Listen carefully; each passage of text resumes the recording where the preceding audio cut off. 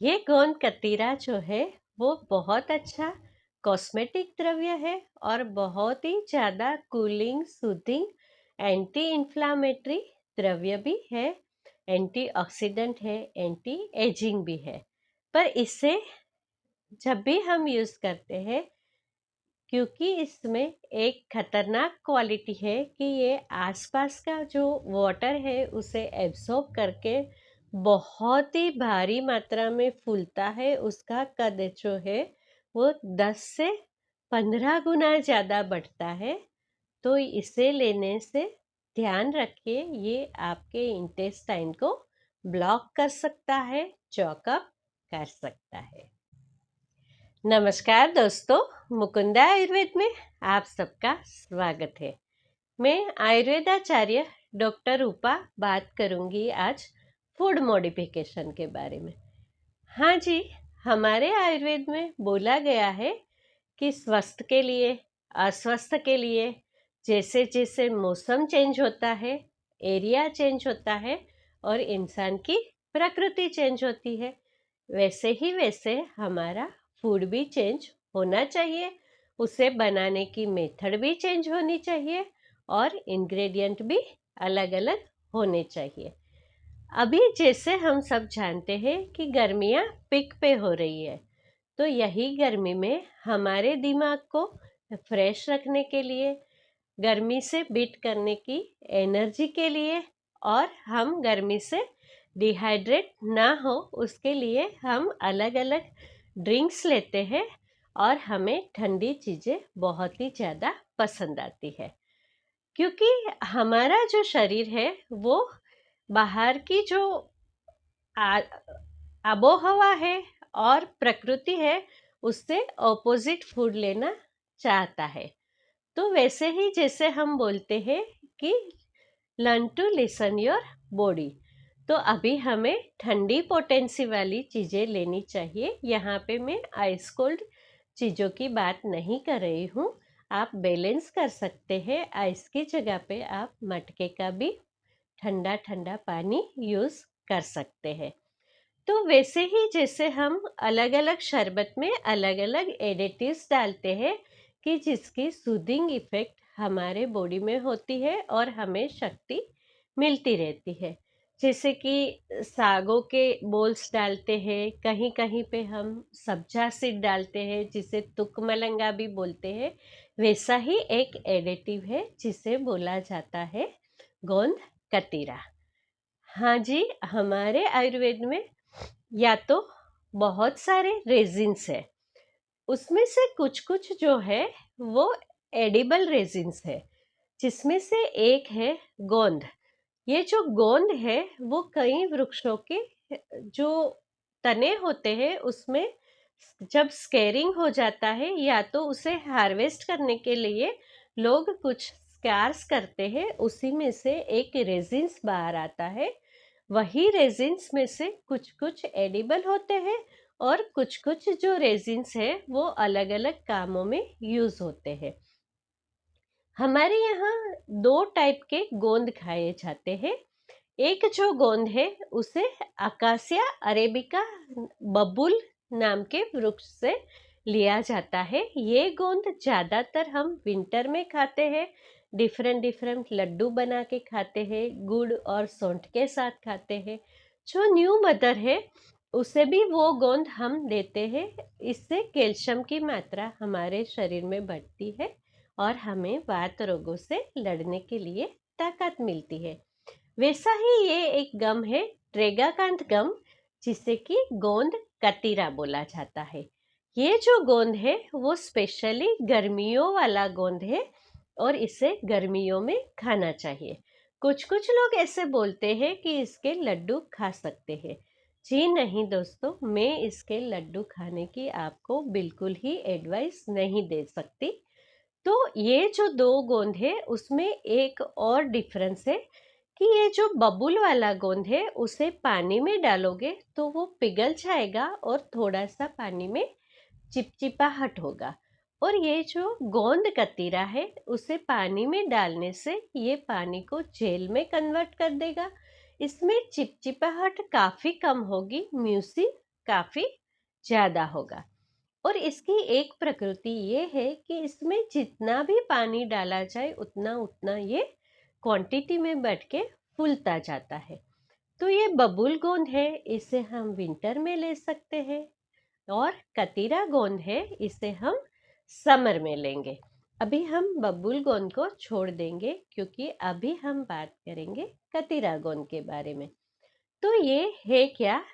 ये Iran, Iraq और यही सब कंट्री में एक जो वृक्ष होता है छोटा सा, उसी का ये रेजिन्स है जिसे गोंद कतीरा बोलते हैं।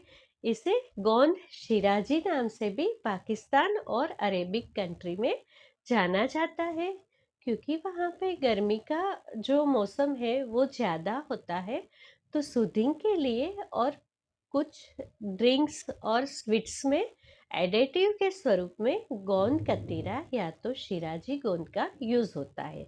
अभी हम आगे आगे जानेंगे कि ये जो गोंद कतीरा है उसे हम कैसे यूज़ कर सकते हैं, और ये थोड़ा डेंजरस भी है, तो उसको यूज़ करने के लिए हमें थोड़ी सावधानी भी चाहिए। तो आज हम इसके बारे में सारी ही बात करेंगे। तो हमारा जो ग्रंथ है भाव प्रकाश, इसमें गोंद कतीरा के बारे में क्या बोला गया है? उसमें बोला गया है कि ये शीतल है और एक ये पिच्छिल है। पिच्छिल का मतलब होता है कि इसमें जब पानी डाला जाए तो ये जेल में कन्वर्ट हो जाता है, जिसे हम म्यूसिन बोलते हैं या तो म्यूसिजिनियस क्वालिटी बोलते हैं। इसके अलावा ये रक्त स्तंभक है, ये ब्लीडिंग को बंद करता है। ये एंटी एजिंग है, एंटी इन्फ्लामेटरी है, रिफ्रेशिंग है और एंटी ऑक्सीडेंट भी है। तो ये जो गोंद कतीरा है इसका यूज़ हम कैसे करते हैं? गोंद कतीरा का छोटे छोटे पीसीस आते हैं, और दूसरा दोनों में ये अंतर है कि गोंद कतीरा में थोड़ी सी हल्की विनेगर जैसी स्मेल भी आती है। आप चाहे तो उसका पीस भी भिगो सकते हैं, या तो आप चाहे तो उसे पाउडर बना के भी रख सकते हैं। सबसे पहले बात है कि इसे हम यूज़ करते हैं, इससे 3 से 4 घंटे पहले इसे भिगोना है। कितने पानी में भिगोना है? बहुत सारे पानी में। जैसे कि अगर आपने 1 स्पून पाउडर लिया तो उसके लिए एक बड़ा सा कटोरा पानी लेके उसमें डालना है, या तो एक बड़े ग्लास में 1 चम्मच डालना है। इसे आप ढक के साइड में रख दो। ये धीरे धीरे धीरे धीरे फूलता जाएगा और पूरे जो बर्तन है उसको कवर कर लेगा। अगर आपको लगा कि ये ठीक से नहीं फूला है तो उसमें आप और पानी ऐड कीजिए, ये और ज़्यादा फूल जाएगा। अभी हम बात करते हैं कि इसकी न्यूट्रिशन वैल्यू। इसकी न्यूट्रिशन वैल्यू में बहुत सारी बात है, प्रोटीन है, ये है, वो है, पर मेरे हिसाब से अगर आप बात करो तो इसका कोई महत्व नहीं है, क्योंकि ये जो वैल्यूज़ है वो 100 ग्राम में कुछ मिलीग्राम होती है, जबकि हम इसे मिलीग्राम के नाप से ही खाते हैं। तो ये न्यूट्रिशन का कोई मतलब नहीं है। ये जो गोंद कतीरा है, ये जब भी हम खाते हैं तो उसकी जो गुण है या वैल्यू है, इसे आप आयुर्वेद के तरीके से ही समझ सकते हैं, और हमारे शरीर पे ये लगता है तो भी आयुर्वेद के गुण के हिसाब से ही लगता है। अभी हम बात करते हैं कि इसे यूज़ कैसे करना। जैसे मैंने बताया, इसको फुला के रखिए। दोपहर के टाइम में जब भी आपको बहुत गर्मी लगती है तो आप अपनी शिकंजी है, मिल्क है, रोज़ का शरबत है, फालूदा है, ऐसे कुछ भी ड्रिंक में 1 चम्मच डाल सकते हैं। तो यहाँ पे मैं बात कर रही हूँ कि 1 चम्मच माने रो वाला 1 चम्मच नहीं, पानी में डाल के फुलाने के बाद में 1 चम्मच। क्योंकि अगर आप रो वाला 1 चम्मच लेंगे तो वो फूल के बड़ा सा कटोरा हो जाएगा। और भी आप उसे फ्रूट सलाद में डाल सकते हैं, अपनी लस्सी में डाल सकते हैं, छाछ में डाल सकते हैं। ये काम क्या करता है? ये हमारे बॉडी को गर्मी में ठंडक देता है और ये परगेटिव भी है। तो जो लोगों को गर्मी की वजह से आंतें सूख जाती है और कॉन्स्टिपेशन होता है, उसके लिए ये बहुत अच्छा है। ये बहुत अच्छा रक्त संबंध है। जब भी गर्मियाँ बढ़ती है, कुछ कुछ लोगों को, ज़्यादातर बच्चों को नोज से ब्लीडिंग आता है और नाक से जो खून बहता है, इसमें ये सबसे ज़्यादा बेनिफिशियल है। तो ऐसे लोगों को चाहिए कि रोज ही 1 चम्मच शिकंजी या तो मिल्क में डाल के इसे लिया कीजिए। सबसे अच्छा ठंडक देने वाला है गुलकंद और ठंडा दूध। दोनों को मिक्स करके एक शेक बनाइए, उसी में फूला हुआ गोंद कतीरा डाल दीजिए। जो जो लोगों का लीवर का फंक्शन ठीक नहीं रहता, उसके लिए भी ये बहुत अच्छा है। और जैसे हम हमेशा बोलते हैं कि जैसे जैसे आपका लीवर का फंक्शन करेक्ट होता है, वैसे वैसे आपके बॉडी के सारे कलर्स एनहांस होते हैं। तो ये आपकी बॉडी की स्किन को भी एक रेडियंस देगा और ग्लो भी देगा। 1 चम्मच सबके लिए सेफ है। ये वेट लॉस भी करता है। कैसे? डायरेक्ट नहीं, इनडायरेक्ट। कुछ कुछ लोगों को बहुत भूख लगती है, तो क्योंकि इसमें न्यूट्रिशन काफ़ी कम है, फैट भी नहीं है, फाइबर और म्यूसिन बहुत ही ज़्यादा है, तो आप इसे 1 चम्मच सलाद के बाउल में डाल दीजिए या तो अपने ड्रिंक में मिला के पीजिए। फूला हुआ आप 2 से 2.5 चम्मच भी ले सकते हैं अगर आपको बहुत भूख लगती है, पर मेक श्योर कीजिए कि इसे बहुत सारे लिक्विड में ऐड करके ही लेना है। तो इसे लेने से आपके स्टमक में एक फुलनेस का एहसास होगा और आपको भूख ज़्यादा नहीं लगेगी। तो ये इनडायरेक्टली आपके बॉडी का वेट कम करता है। तो ये जो इनवांटेड हंगर है, उसे बिल्कुल ही डाउन करता है। ये हमारी बॉवेल मूवमेंट को रेगुलेट करता है, क्योंकि इसमें म्यूसिन है, तो ये हमें एक स्मूथनेस देता है और हमारी मूवमेंट को इजी करता है। तो ये सबसे ज़्यादा अच्छा है जिसे कॉन्स्टिपेशन है। ये एक बहुत अच्छा कॉस्मेटिक द्रव्य भी है, उसके बारे में हम बाद में बात करेंगे। बात करते हैं इसकी डेंजर के बारे में। हाँ जी दोस्तों, ये काफ़ी डेंजरस है। यूं तो इसका टेस्ट ऐसा है कि इसे बच्चा ऐसे ही रो खाना बिल्कुल ही नहीं चाहेगा, पर आपको चाहिए कि इसे बच्चों से बिल्कुल ही दूर रखें। कुछ कुछ लोग ऐसा करते हैं कि इसबगोल को ऐसे ही फाक के ऊपर पानी पी लेते हैं। ये बिल्कुल गलत मेथड है। अगर आपने ऐसे ही सोचा कि इसका भी पाउडर लेके ऊपर 2 ग्लास पानी पी लेंगे तो सब सही हो जाएगा, जी नहीं। ये जो है वो काफ़ी डेंजरस है। ये पेट में जाके उसे जितना पानी मिलता है उतना ये फूलता है। तो ये क्या करता है कि आपके हाथों से पानी को सुखा के इसे चॉक कर सकता है, ब्लॉक कर सकता है। अगर आपके बच्चे ने इसका जो पीस है ऐसे ही निगल लिया, तो ये इसकी अन्न की नली को भी ब्लॉक कर सकता है। तो इसे कैसे लेना है? भिगो के ही लेना है, नहीं तो ये आपके इंटेस्टाइन को चॉक करने का बिल्कुल ही गुण रखता है और ये आपके लिए काफ़ी डेंजरस हो सकता है, क्योंकि ये प्लांट बेस्ड प्रोडक्ट है और ये म्यूसिन है, रेजिन है। तो इसमें एक एलर्जेंट भी होता है। तो जो लोगों को अलग अलग चीज़ों से एलर्जी होती है, ऐसे सेंसिटिव लोगों को इसे टेस्ट करने के बाद ही लेना चाहिए।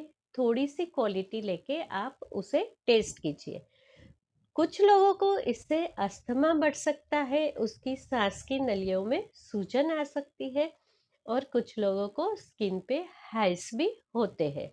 तो आप इसे अच्छे से पहले टेस्ट कीजिए, बाद में ही इसे यूज़ कीजिए।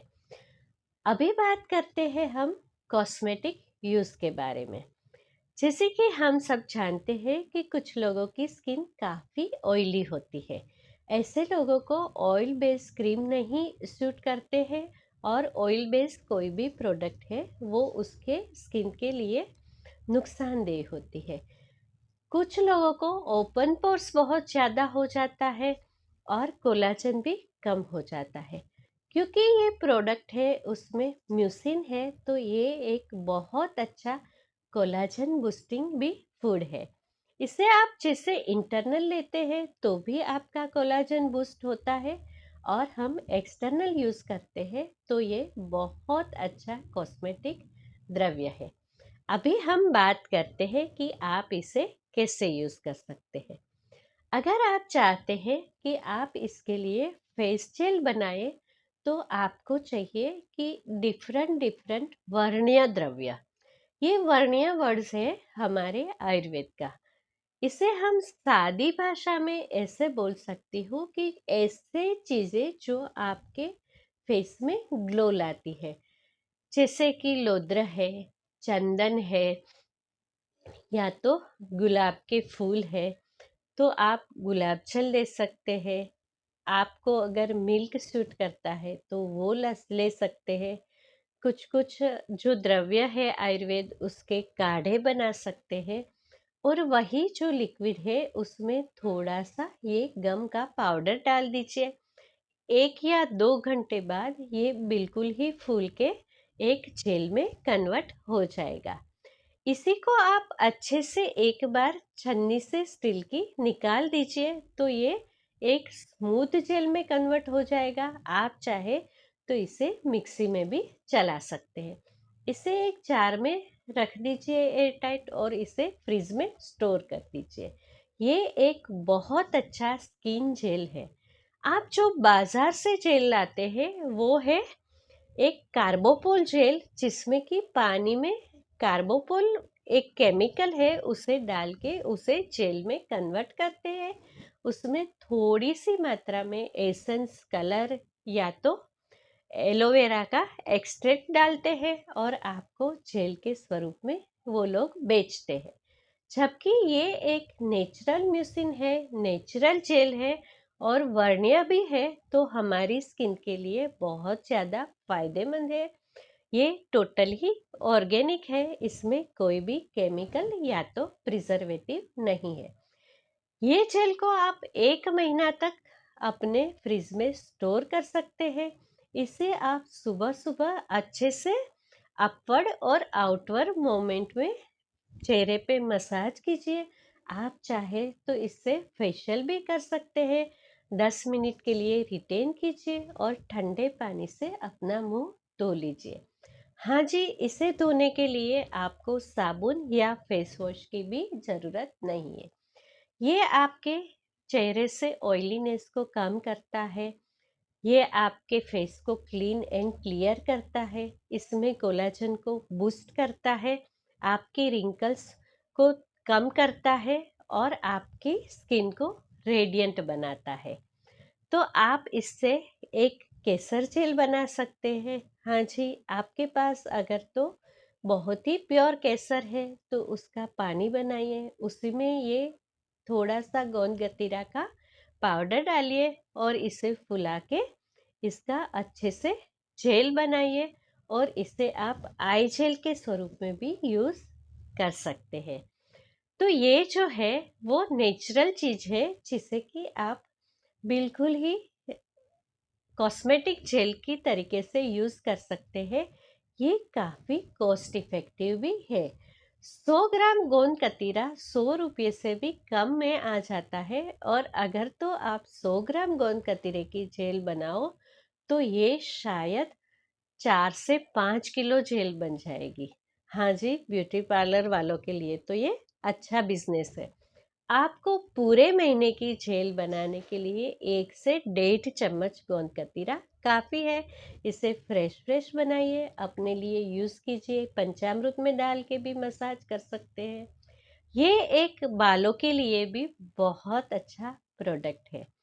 आप जो भी चीज़ों को एलोवेरा का जूस है उसे बनाइए, इसमें बहुत सारा पानी ऐड कीजिए, 1 चम्मच गोंद कतीरे का पाउडर डालिए।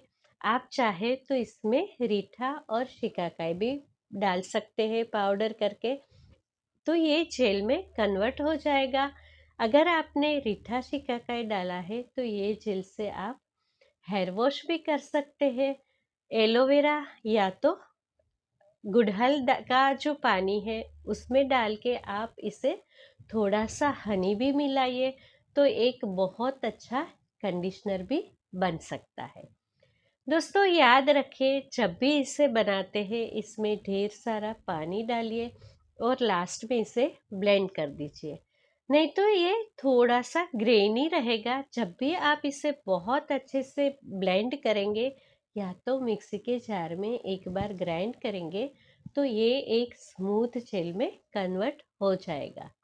ये इतना सस्ता है कि आप इसे बॉडी पॉलिश के लिए भी यूज़ कर सकते हैं। कुछ थोड़ा सा हार्ड द्रव्य डाल के इसका बहुत अच्छा स्क्रबिंग जेल भी बना सकते हैं। अगर तो आपने इसको त्रिफला और यष्टि मधु का पानी उबाल के छान के उसका जेल बना लिया तो ये तो आपके बॉडी के लिए फेस वॉश का भी काम करेगा, क्योंकि त्रिफला बहुत अच्छा क्लीनिंग का प्रोडक्ट है। यष्टि मधु और त्रिफला दोनों का जब भी मिक्सचर होता है तो ये एक आपके चेहरे को क्लीन भी करता है, स्मूथनेस भी देता है। आंवला है तो विटामिन सी भी है, तो इससे अच्छा तो कोई कॉस्मेटिक हो ही नहीं सकता। वैसे ही त्रिफला का पानी बना के काढ़ा बना के उसका जेल बना के इसको 10 मिनट तक स्काल्प में अच्छे से मसाज कीजिए।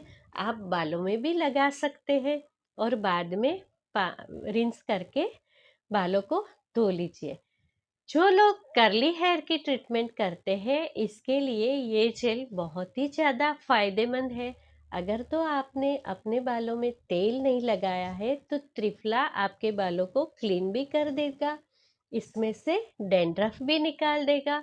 और जो लोगों को कर्ली हेयर चाहिए वो लोग बाद में सिर्फ स्क्वीज कर ले तो उसके हेयर भी रिटेन रहेंगे। तो दोस्तों आज मैंने ये ट्रेगाकांथ गम, शिराजी गम या जिसे हम गोंद कतीरा बोलते हैं, इसके बहुत सारे बेनिफिट्स बता दिए। बस आप सावधानी रखिए कि इसे सूखा नहीं लेना है, बच्चों से दूर रखना है और इसे ढेर सारे पानी में भिगो के लेना है। तो समर में आप इसे इंटरनली लीजिए, एक्सटर्नली भी यूज़ कीजिए अपनी स्किन के लिए और बालों के लिए इसे यूज़ कीजिए। बहुत ही इफ़ेक्टिव और सस्ता सा कॉस्मेटिक भी मिल जाएगा, आपका बॉडी भी रेडिएंट हो जाएगा। अगर आपने इंटरनली इसे शिकंजी के साथ, मिल्क के साथ लिया तो ये बहुत सारा फ़ायदा करेगा, आपके लीवर फंक्शन को एनहांस करेगा। जैसे जैसे आपका लीवर का फंक्शन करेक्ट होगा वैसे वैसे आपका जो बॉडी है वो इम्यून भी हो जाएगा।